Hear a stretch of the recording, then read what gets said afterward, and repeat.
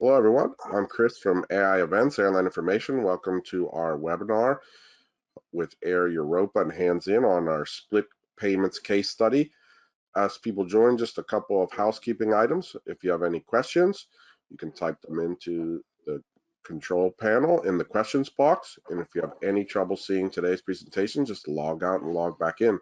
So with that, I'll come back to take questions at the end, and I'll let Paul introduce our esteemed panel, Paul Van Alfen. So over to you, Paul Van Alfen. Okay, thank you so much, Chris, and thanks for hosting this webinar with Air Europa and Hands In. So before we start, I'd like to give the opportunity to Sam and Raul and Yago to do a quick introduction of themselves. So let's start with our guest of honor, Yago. Good afternoon, Yago. Hello, good afternoon, everyone. My name is Yago Casasnovas. I'm head of payments and distribution at Air Europa. Thank you, Yago. And Raul? Yeah, my name is Raul, and I'm the co-founder and chief technical officer at Hands In. So I'm in charge of all the technology here. Okay. And we currently don't see Sam, but Sam, can you hear us? Yes, I can hear you guys. Can you guys hear me? Yes, go ahead. Perfect, awesome. So hello everyone, and thank you all for joining this webinar. I'm really excited to get into the details today. I'm Samuel Flynn, for those that don't know me, co-founder and chief exec here at Hands In. So I lead up all of the commercial operations, fun things such as talking to some of you guys that are probably joining the call from a sales perspective, partnerships, but then also investment, which is incredibly important with the startup, and just leading the overall vision of the business. Okay, thank you, Sam. And by the way, my name is Paul van Alfen. I'm an independent consultant in the airline travel payment space, and I'm also advisor to the board of Hands In, full disclosure there. So Sam, let's go to the first slide. Let's get started. So we kick off with the agenda. We'll basically do an introduction to split payments. I'll take you through that.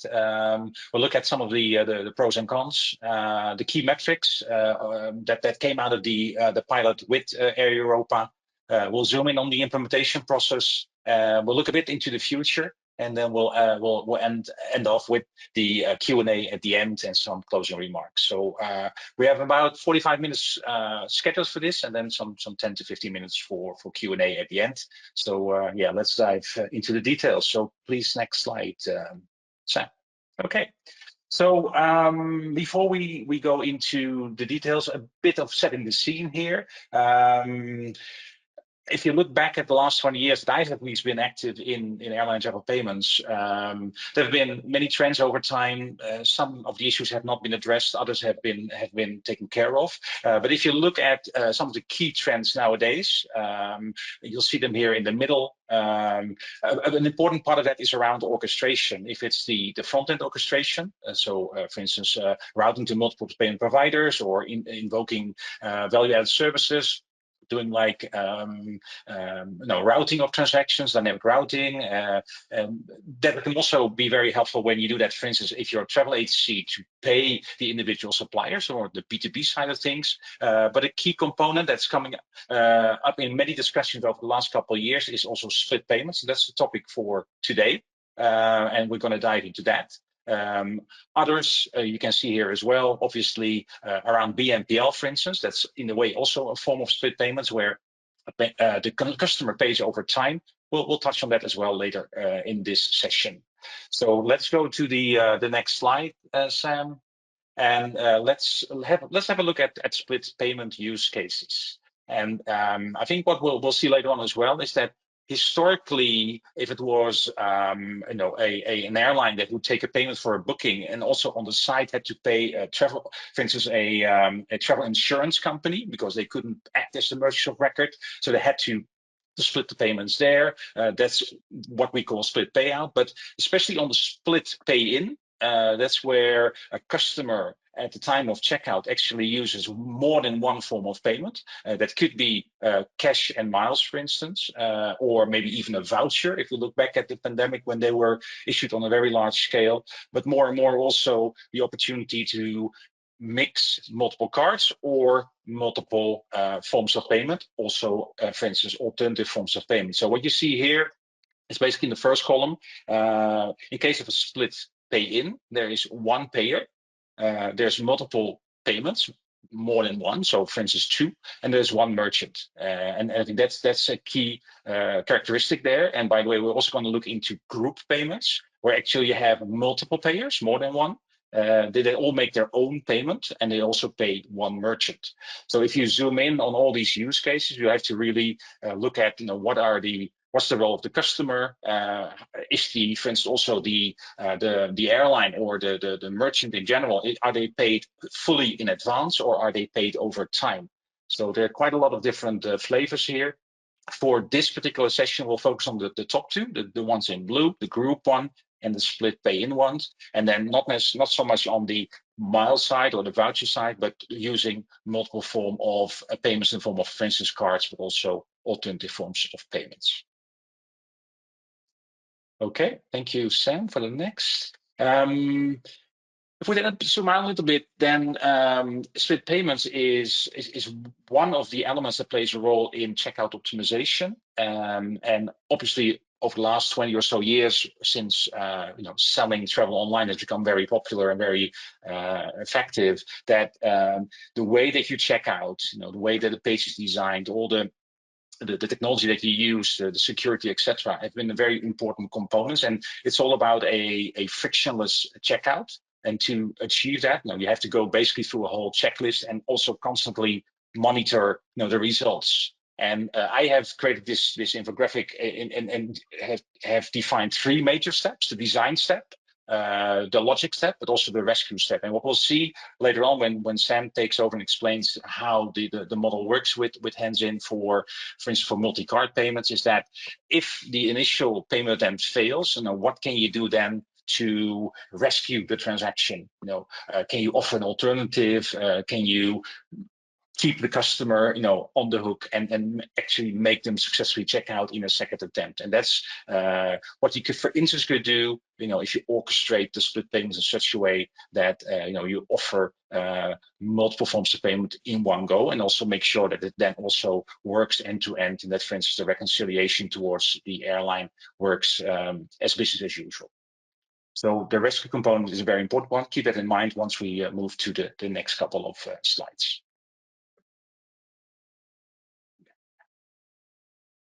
If you look at the checkout funnel, and this is a use case that hands-in uses nice round numbers, 1 billion annual revenue. But if you drill down, you'll see that quite a portion, in total 12% of the card transactions will be declined for multiple reasons. Obviously, there's like fraud-related reasons, there are technical reasons, but the biggest chunk is actually where it's related to the spending limit on the card being exceeded. There's insufficient funds for that particular amount. Obviously, airline transactions, online travel agency transactions come with high average transaction values. And bear in mind as well that in a lot of countries, in a lot of situations, the spending limit is only a limited amount. It's not unlimited. It's maybe 1,000 or 2,000 euros max. And if you book a holiday for multiple people, if it's a long haul flight,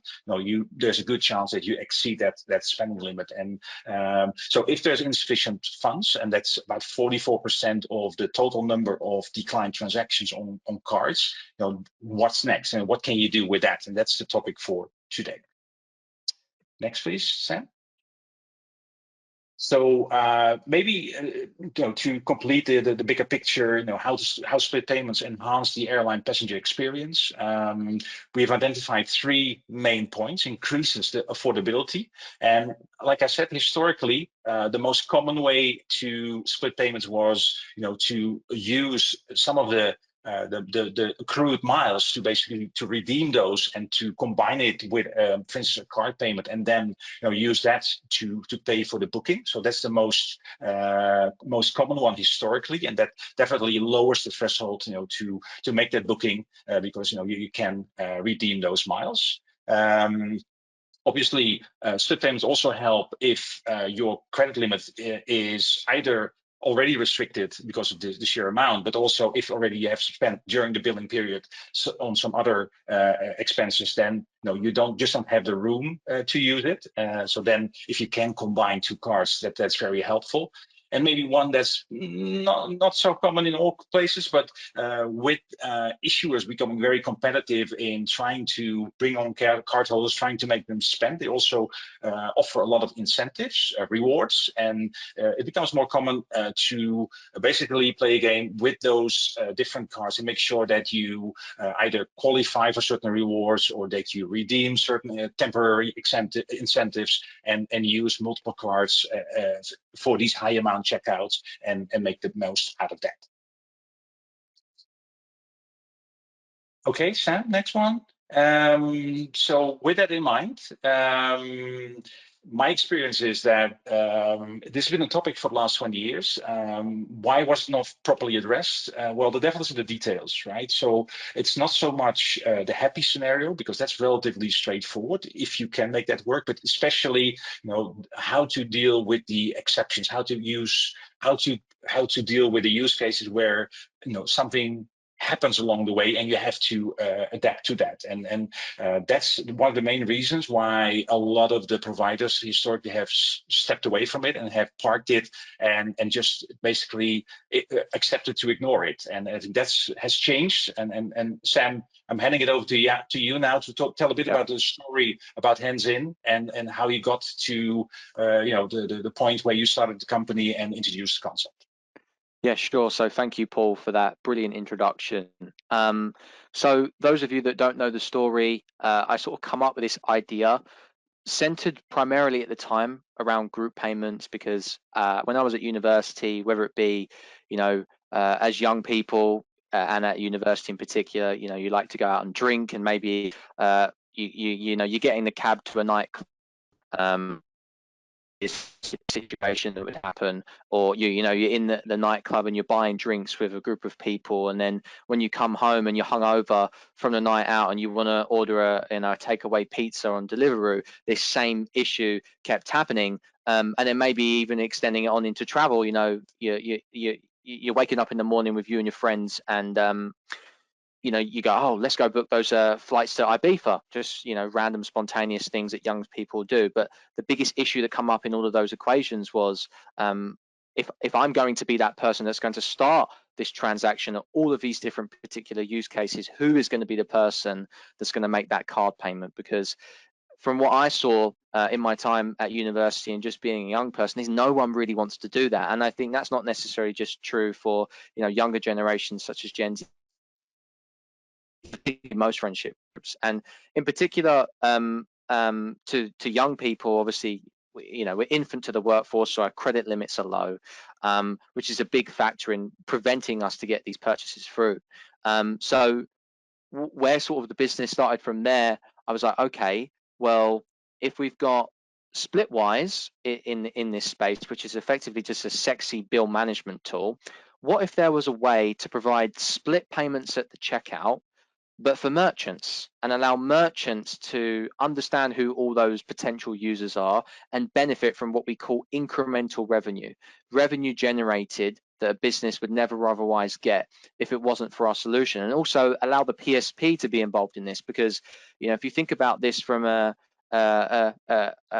funnel to conversion point of view, if we don't make that sale, then the PSP is not necessarily involved in that perspective. And when I was in 2023, we raised just under £500,000 to get the business going. And along that journey, we were looking for use cases, and airlines we thought would be a fantastic one, because in that particular scenario of a group booking for pack sizes 2 to 9, what normally happens is, again, everyone has to upfront the entire booking on one card, because only one card payment can typically go through.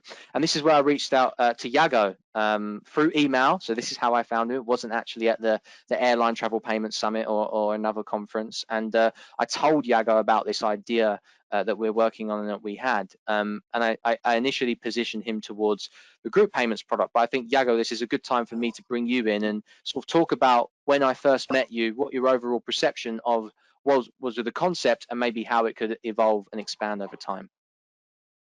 Yes, thank you, Sam. So yeah, I got in touch with Sam, and I thought, I mean, what an interesting startup of young people proposing this fancy thing of split group payments, which was not in our roadmap at all. And I mean, it wasn't something that we were considering to use. But in the other hand, we've been having for a long time issues with card acceptance in some markets, especially the ones that are impacted by, or that are mostly markets that buy long haul tickets. So an average ticket value of more than 800 euro. And yeah, we've had historically issues with the card acceptance there, and also maybe markets that have a lower average income. So the card limit is always an issue. So I thought if these guys are able to do all this stuff with the group payment, maybe they can also do something additional for us, and that's how I proposed, and seen Sam and Raul to go for it, but on the condition that we would also like, or we would like to have two products in one. Let's say one would be the group payments, and the other one would be multi-card product, which is something actually that we have already seen in some travel agencies in South America, for instance, because they already know this issue, and I thought it was a great opportunity to have it, to have one service that was really needed, and the other one that was something that could be also useful in the long term. It was more like a test at that point to see if it would work. But yeah, it was that's how we agreed to have our partnership going forward. Yeah, brilliant. And yeah, that's exactly how it transpired, and we've just been on this journey together ever since. But this journey has not just started with Hands In. Yago and your team have innovated on a number of different fronts, as you can see here. Projects ranging from installments to in-house orchestration, new forms of payment, and NFTs in particular. Air Europa, I would certainly position them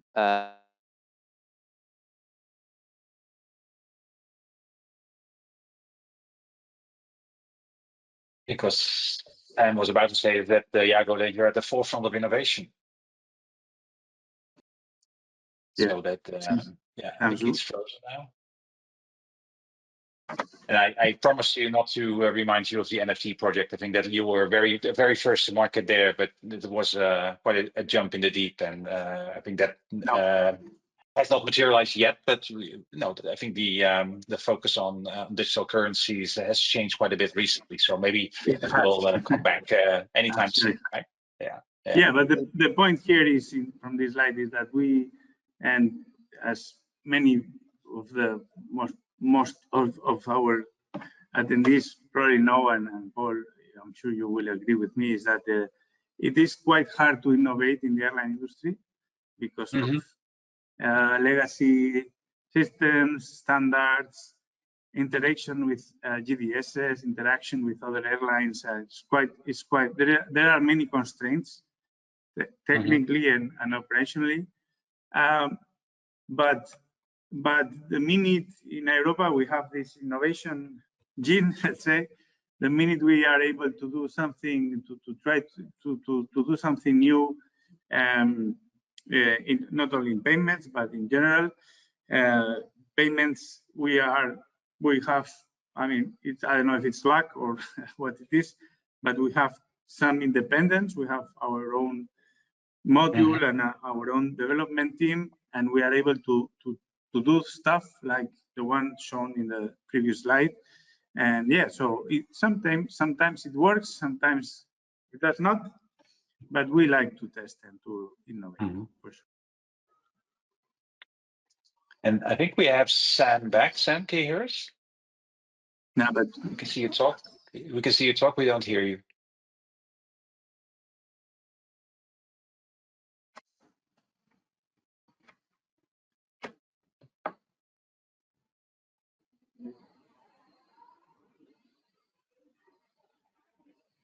Hey, this is Chris. Sam, you're we don't hear you. But Sam, here, why don't you turn off your camera? And we don't hear you. And by the way, this is Chris, and I'll just let Paul. There's plenty of questions coming in, so we'll get there. Okay. Sam, what I suggest is turn off your camera, and there you go, and then it should be better. Now we hear you, so that usually helps with Let's rewind a little bit, Sam. So we were trying to fill the time, with discussing the slide with the innovations that were initiated by Air Europa. So if you can take it now for the next slide, if you can take it further from there. Sure. Yep. Apologies about that. I'm not sure what's going on with the connection. But yeah, going back into the business case for split payments. So as Yago mentioned in that story, Air Europa were getting requests for split payments on group bookings, and it's to tackle that problem where a customer, say for example like myself or Gen Z, may have a low credit limit, and for them to front potential 8 airline tickets all on one credit card is going to be increasingly difficult, because it's the lead booker that typically organizes and manages the entire aspect of that transaction, and then is forced to pay on one card at checkout. But then, as Yago mentioned and alluded to, there was a bigger business case which was around the declines from insufficient funds. And obviously group payments for an airline normally represents a relatively small chunk of the overall business. What about the rest of the business? Where there could be a single passenger that might have difficulty in getting these payments through, maybe a corporate travel customer or different customers from different markets. And then, as I mentioned, a question we often get is why doesn't an airline do this themselves, and in particular Air Europa, right? But as I'm sure many of you would agree, for an airline that's not natively a tech business, there's going to be increased high internal costs and resource constraints in them doing so. That's going to push these things to the backlog and the backlog and the backlog. Then when we get into a situation, as Paul mentioned at the start, where 20 years have gone by and we still haven't fixed this issue, that's a problem. And the benefit of working with startups such as Hands-In is that we can be agile and fast to tackle and solve these solutions efficiently and quickly, potentially than otherwise someone doing an internal build for this problem in-house. So that's the use case. And in our partnership with Air Europa, as Yago mentioned and alluded to, what I'm going to walk you through now is each of the products and how they work and the customer flow, so you guys can analyze the user experience. So with our first product, this is taking the ability for a single passenger to split a payment across multiple cards. It's an API that goes straight into the checkout page that then provides this payment option that you can see here that says pay with multiple cards. The customer then, once they click this option and proceeds to payment, has the ability to select the number of cards that they'd like to split with. In the case study with Air Europa, we've set this example specifically to free. And then the customer would enter in each amount that they would like to pay on each card. So say the flight is $2,000 and you want to pay $1,500 on one card and $500 on another card, you would have the ability to do so, in which we take care of the initial pre-authorization of all the cards, and we capture and we settle those funds once we've gathered the total amount through the merchant's existing acquiring infrastructure, which we're going to touch into in the latter slides on the back-end payment flow to show you exactly how we do this. But this is the new innovation that's come from our business, and this is around recovering declines from insufficient funds once Air Europa receives that decline. So what you can see here on the left-hand side of the screen is the page that shows up when the airline payment is currently declined. So you can see it says an error has occurred, transaction could not be processed, please try again with another card or another form of payment. And this is common, right? And in this particular example, this airline passenger is only able to retry this payment with one payment option at a time. But with our API and what we've introduced is we're giving the airline passenger at the point of the decline the ability to retry that transaction with 2 payment options at a time. So say, for example, the customer is insufficient with $1,000. Now they can pay with 2 credit cards. They've just increased their affordability, and we can rescue that booking that was already failing due to insufficient funds. I think this is a key component of our business and something that through the innovations of the multi-card solution at the checkout, we have now adopted. And then for group payments, and again, we define group payments specifically at the checkout for bookings of pack sizes 2 to 9. So when an Air Europa airline passenger enters in that they're going away with at least 2 or more people, this is when the checkout option will show. They'll now have the ability to what we call pay as a group. So they'll find this option available at checkout. We already get the flight data through and the ticketing data through in our system. So you simply just see a screen that would say, for example, Sam, Paul, Yago, and Raul, here are all your tickets. These are your amounts. The lead booker adds their card information to start the booking process, which for Air Europa, we initially started with a 1-hour checkout window and then extended it to 2 hours, which is where it's currently at. And we're now looking to extend this to a 24-hour checkout period as well. And it's the lead booker that will then, as the payment has already been pre-split for them, share a link through services like WhatsApp, which can go straight into a group chat.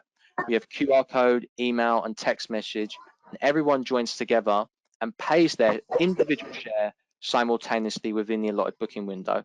But going back to the multi-card process and how we settle those transactions, we only capture them all and settle them through the existing acquiring infrastructure once all the group members have paid in. If one person fails to pay, we simply void those transactions for the rest of them. So we take the money off of hold, and then the tickets can go back into the system. But we do have some clever features with this product where we allow certain group members, in particular lead booker, to remove those from the transaction if they're unable to complete the transaction, or pay on behalf of another user if they're unable to complete the transaction. And we see a big chunk of our successful payments coming through each of those strategies. And I think this is probably going to be the most important slide of this case study, because for those of you that have met me or maybe have see me on stage and doing presentations, up until this point, in particular to airlines, this has just been a really cool, innovative idea and project. But since launching with Air Europa in June of this year, we've now made this real. So we have delivered on this promise to add incremental revenue, again, revenue defined, of which a business would never otherwise get if it wasn't for these payment solutions that we've just presented to you here on the screen, available at checkout. So we've added more than $1.2 million in incremental revenue to date since June 2024, and this number grows day by day as we keep processing more transactions. And I think what's really key is this second point here. We've recovered $1.4 million of failed transactions due to insufficient funds, and this is only since September. We launched the decline recovery product around late September of 2024, and this product has already gone off to an absolutely exponential start. We've also captured over 10,000 new customer data profiles with this product, mainly the group product, because when I share a link to a potential passenger, we will take their first name, last name, email, phone number, we'll tokenize that data, and we'll share that with Air Europa directly. And what that now means is it's creating this incremental revenue flywheel, because we're giving Air Europa what we call these lookalike profiles, meaning, for example, if I book a ticket and I split the payment with my mate, well, now me and my mate might like the same, have the same hobbies and interests. So when there's a new type of inventory that comes up, now Air Europa can remarket to those customers more effectively. And there's also some important stats that I think is really important to mention down the bottom hand side of the screen here around conversion, because that's obviously a key question that we get. So for the multi-card product, once we receive the first card payment, we generate a conversion rate of 92.5%. For the group payment product, on an average pack size of 4 people, once we receive the first card payment, which is, as you saw from the flow, mainly from the lead booker, the group has an 87.8% chance of converting the entire payment. In terms of time to pay, which I think is another key component, because sometimes there is a question around each of these services that maybe we're adding more friction because we're adding more steps into the funnel. Can we make these solutions obsolete within the limited ticketing times that are available within the aviation industry? And the answer is yes, we can. For the multi-card product, our average time to pay across 3 cards is just over 13 minutes. And for group checkout, despite this involving multiple people, our average time to pay is just under 17 minutes. But as mentioned, to improve the user experience, because me and Yago and the team have a vision that we want someone to be able to start a group payment with an airline. Maybe a young guy falls asleep in his uni lecture and wakes up the next day and can still complete the payment. So we want to push this towards a 24-hour checkout window to allow all of the groups to convert and pay. And one thing that I think for me, certainly starting this business, was the vision behind the inception of Hands In as a company. Where I really saw this product taking a life of its own is what you can see here on the screen. So Air Europa are now marketing this solution directly on channels such as their website, email with all of those customer data profiles that we've provided, and social media. And what that is now doing is giving Air Europa a clear differentiation in the market for customers such as myself that potentially maybe I want to make a group booking and I'm unsure of which airline to go with prior to even getting into the checkout funnel. But now Air Europa has this fantastic, autonomous payment solution for me to split that payment with me and my friends, or me and my family, or maybe even across multiple cards.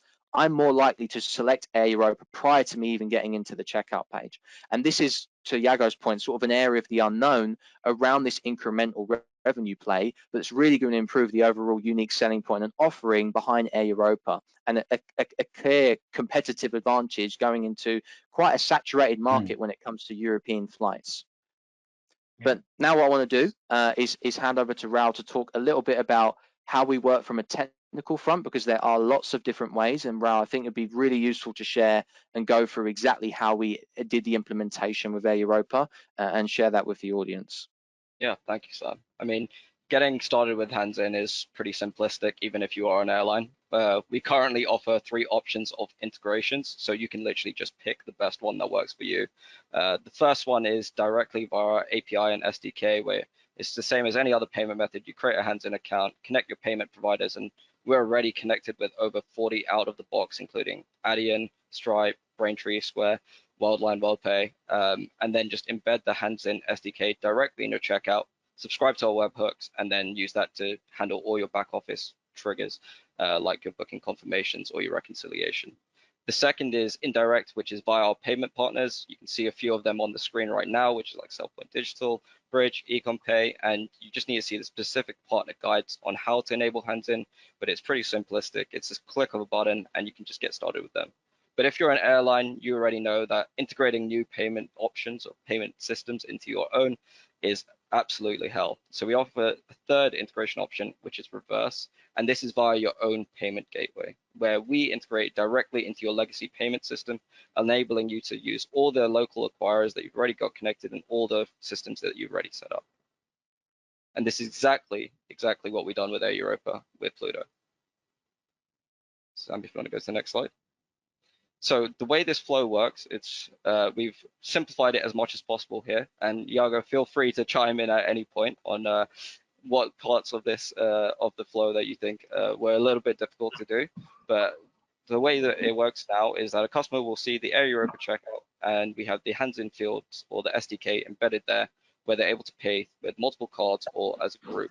This then goes through Air Europa's internal orchestrator, which is Pluto, which is connected to all their acquirers, runs through fraud analysis, goes through their fraud systems, and then we reconcile everything in the end and capture all the payments or all the bookings once all the payments have been authorized for a booking.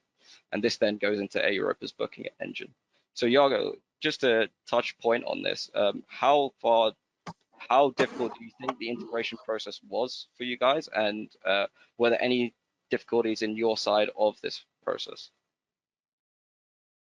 No, it was very straightforward. The great advantage, one of them, but I would say the most important one would be, and as Sam mentioned before, also the fact that we don't have to handle or even handle all the UX, the front end part, which is the most delicate one, and that's where Hansen can provide their expertise. And it was just a matter of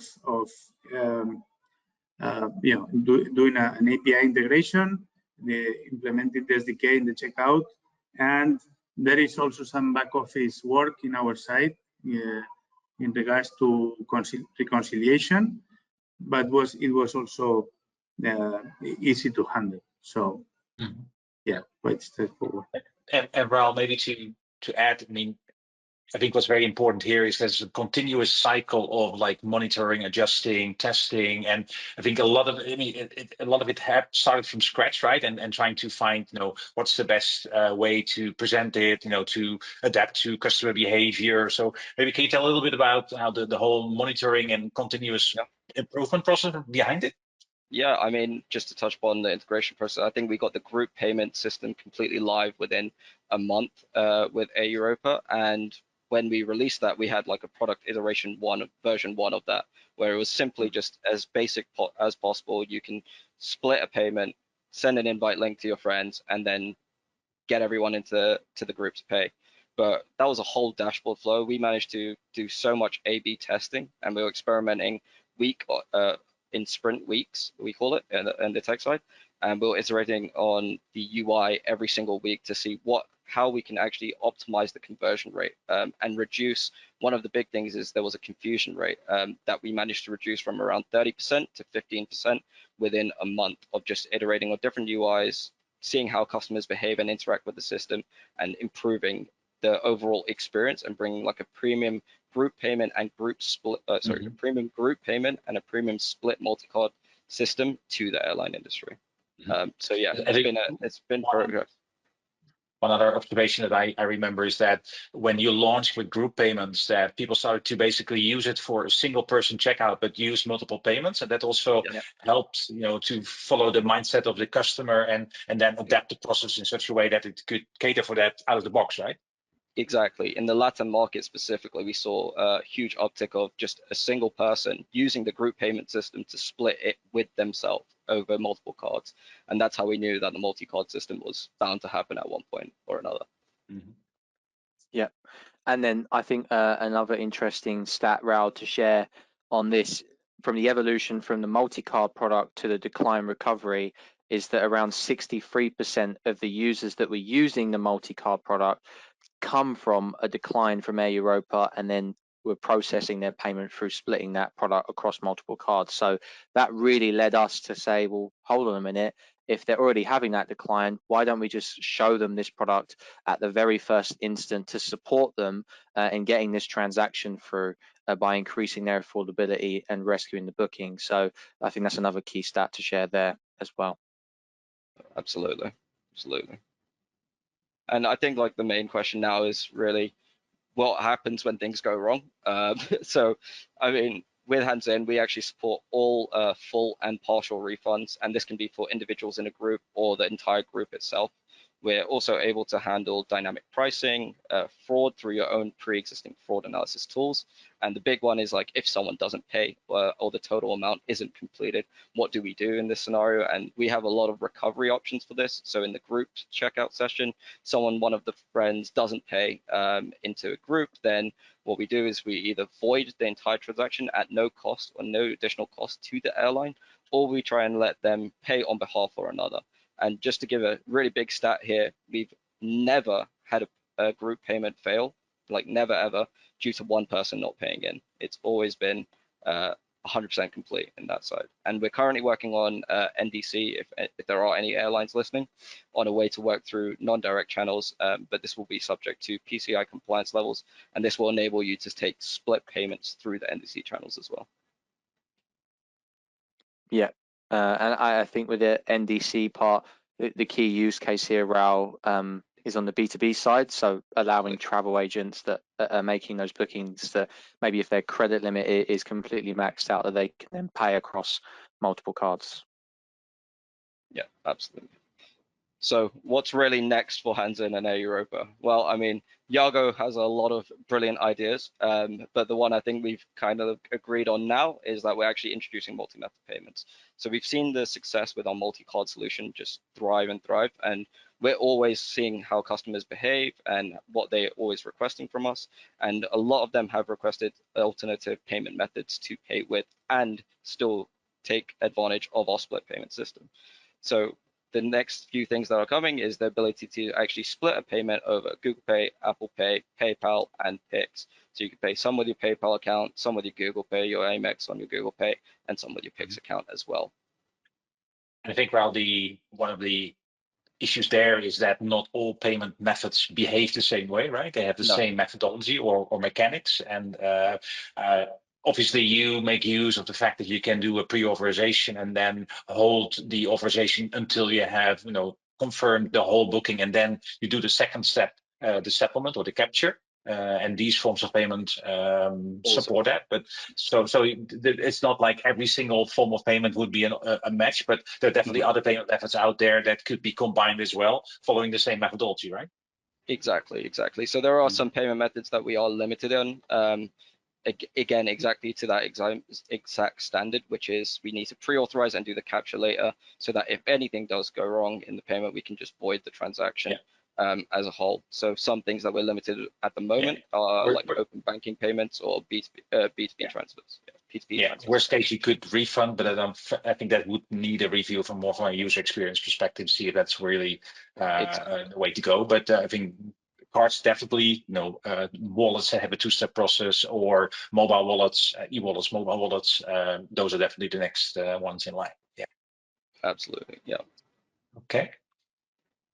And I think also what we're currently discussing, Yago, I'm sure Yago has some things to say about this, is for what happens to those group bookings with passengers of 9 and above. Yeah. So we're trying to revolutionize actually how airlines process this. So Yago, I'm not sure if you want to chime in on just how airlines are currently handling this problem now, how you're handling before we do that, Raul, I mean, I would really want to say something here that I think, Yago, it's probably safe to say that before, this initiative, airlines did not identify, 2 to 9 passengers as a group, right? It was just an online booking.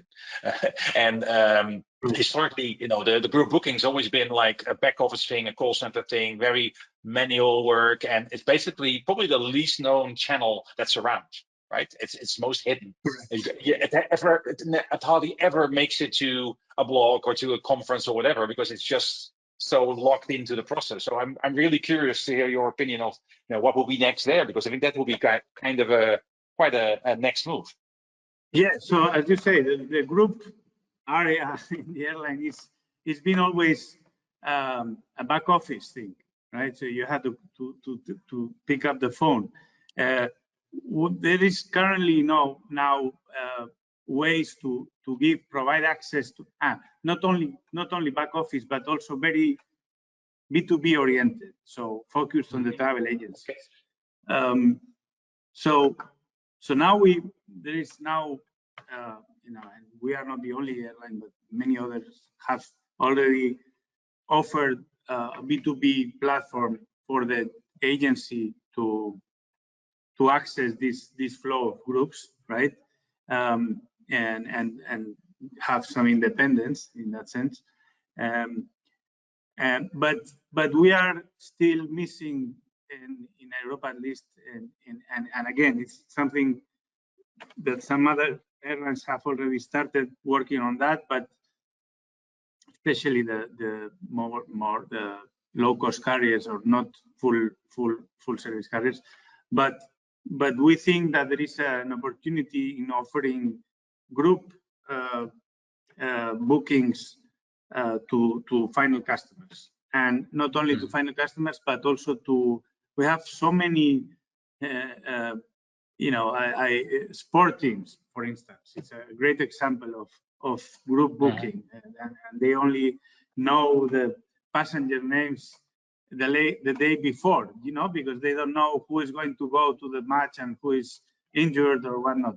So not only in the B2C in the web, but also providing these associations and types of specific customers a way to access and self-service, have self-service of the groups. And of course, in this scenario, the group payment fits perfectly, because otherwise it's even worse than the not regular booking. You're talking about 30 people group or 20 people, right? And it has to be definitely paid by in parts, not necessarily each one has to pay its tickets, but at least in several parts. So yeah. And maybe just go to, let's say, airline distribution 101. I think the limitation is that a PNR, a booking, can only take 9 passenger records, right? So 9 tickets. So you need to then create a new PNR and then combine them or link them together to create a group. And I think, again, this is one of the least known processes around, I think, in the airline payments. So it would be good to finally put a spotlight on that. Indeed. We're excited to innovate on this front. And then just my final remarks for everyone watching or listening in, or maybe going to watch the pre-recording, is, look, when we first sort of started this business, and we, at the Airline Travel Payment Summit as an example, at these different conferences on stage, I think that the key thing is that these guys are working on this fantastic innovative idea that should have been solved decades ago. But the difference is now is that we have solved that problem.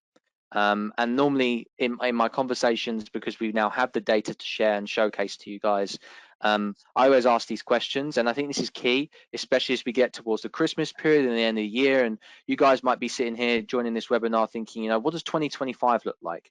What does my payment strategy look like, for Q1 or H1 of next year? What takes priority? What doesn't take priority? All of these questions are things that things I face all the time, and it totally makes sense in the way that things are evaluated. But in terms of what we've been able to build of Air Europa, we've added over $1.2 million in incremental sales and growing. We've recovered over $1 million, specifically $1.4 million in transactions that were failing due to insufficient funds, but we've given that back to the business. I think we've got a fantastic use case here, and it's something that I'm really proud of my team, Yago and Paul, for all of us collaborating on this and getting to a point where, let's say, the MVP has rolled out, we've tested it, it works. It's now a case of, who else wants to come and enjoy, this party that we're having, kind of thing. But yeah, I think that's really important, sort of, as we go into the Christmas period, to say we're here now, and this is our arrival. But as always, it's not all about us. We want to allow you guys to ask us some questions. Feel free to take it from the commercial side, tech side, speak with Yago directly. Just in this limited, I think we've only got 12 minutes left. And yeah, try and get the most of what you will out of this conversation. If anyone needs to speak with myself or Paul or Yago, yeah, I'm sure you guys have our contact details. If not, we can share them after this. Let's bring back Chris. Chris, I am here. I'm here. You can hear me. There's a lot of questions, so we'll try to go rapid fire. I'll try to group them as much as I can so we can cover like 2 questions with one. So there are several regarding chargeback. So I'll just read this one. Has the process increased the disputes chargebacks received? While it seems great customer experience, potentially bring an increase in disputes as well. So I don't know who wants to take that, but there's several on chargeback. Yeah, no, of course I can take this. So we haven't had any chargeback yet related to neither of the 2 solutions. But it is true that when we were analyzing the implementation of specifically the group payment, because the multi-card payment, you're dealing with a single customer. So the chargeback is going to be, there's no real issue with the multi-card solution regarding chargebacks. The customer is either going to issue 2 chargebacks or none, right? It wouldn't make sense just to issue 1 chargeback on a multi-card payment, even though we may see it because you see everything. So the chargebacks make could be an issue in the payment, in the group payment, right? What we decided, and it is this is controlled by us together with Hansin, is that a ticket, so a passenger can pay, or let's say a payment can either pay a ticket or several tickets, but a single ticket cannot be divided into several payments. That's the idea. So if one of the customers or members of the group issues a chargeback, then first of all, we are able to identify that chargeback to that specific ticket. And then the second thing is, and this has to do with whatever, depending on the policy of the airline, but we haven't yet encountered the case in the group payments. But our policy in general, and this may also happen with travel agencies, actually with groups that have more than one, up to 9 people, and they have, each of them has paid its ticket, is that we will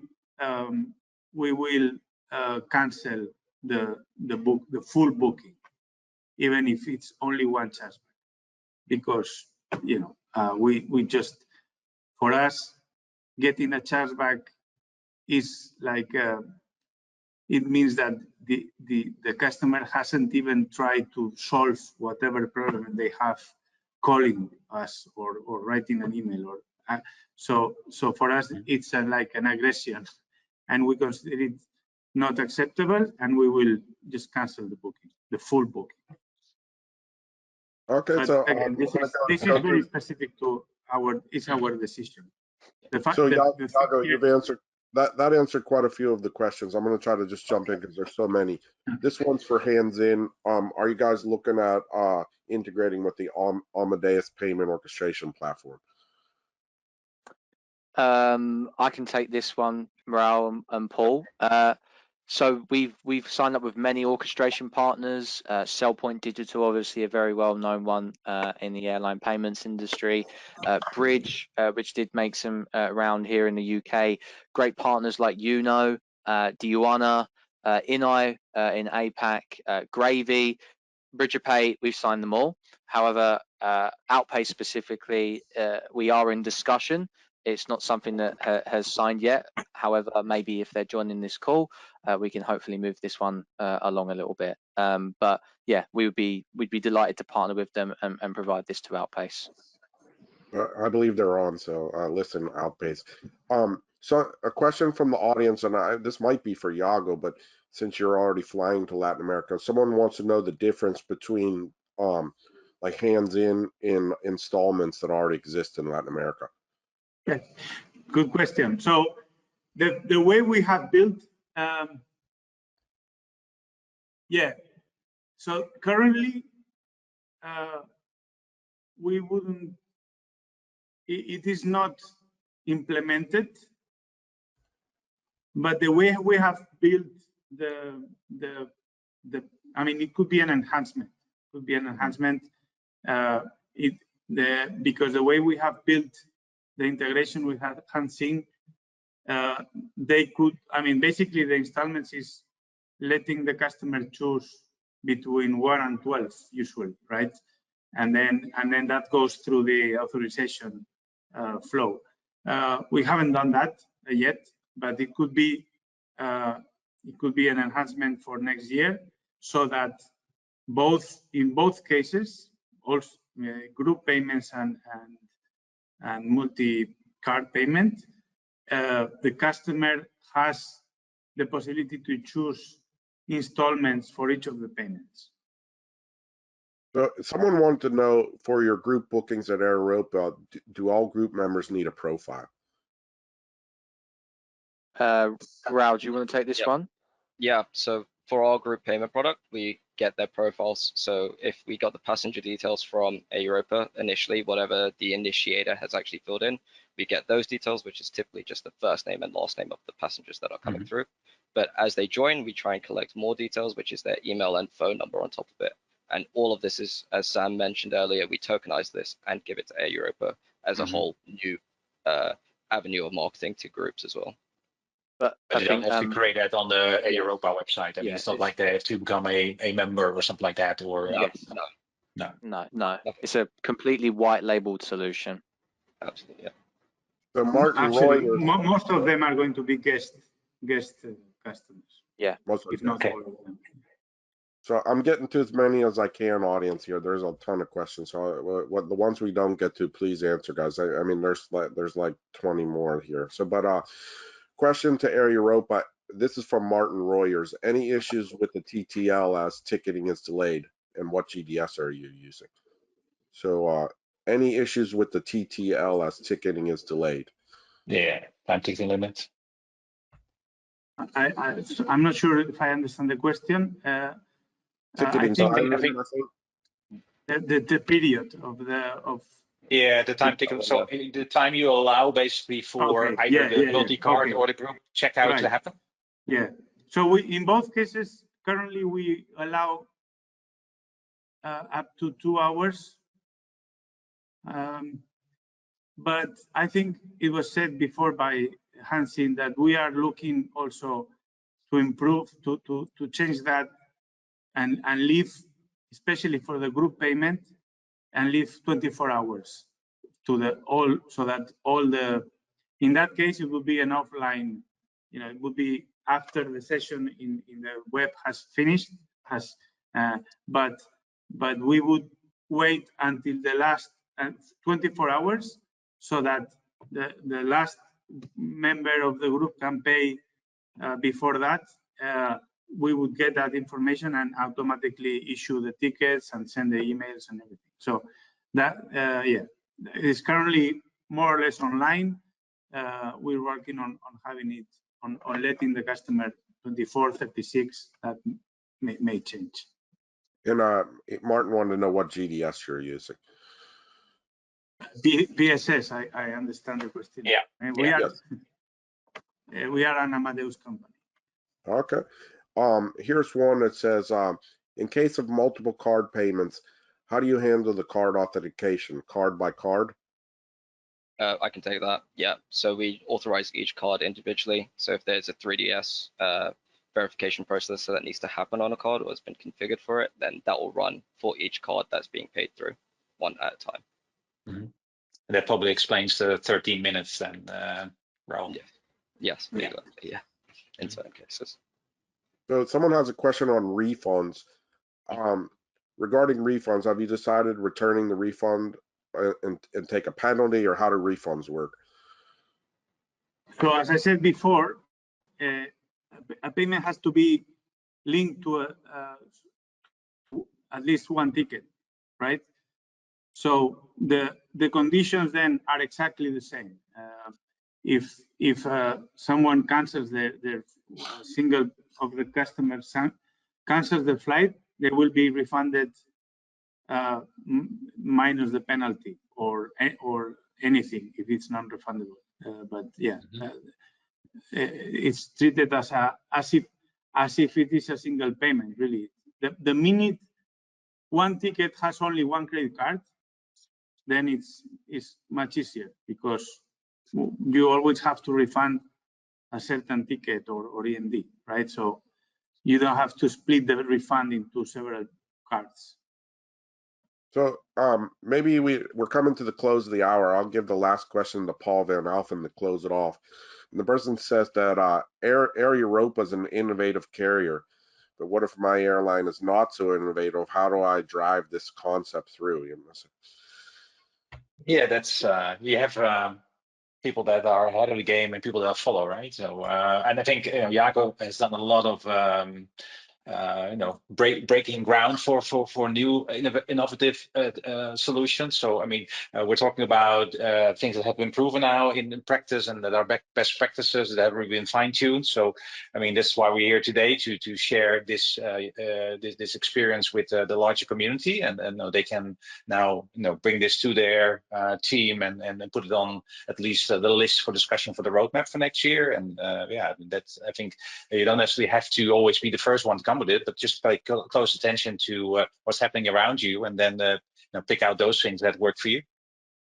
Sounds good. So any final words from anyone before we close off? I see a QR code there, so you can go ahead and find out about Hands In using that QR code. And any final words from any of our speakers?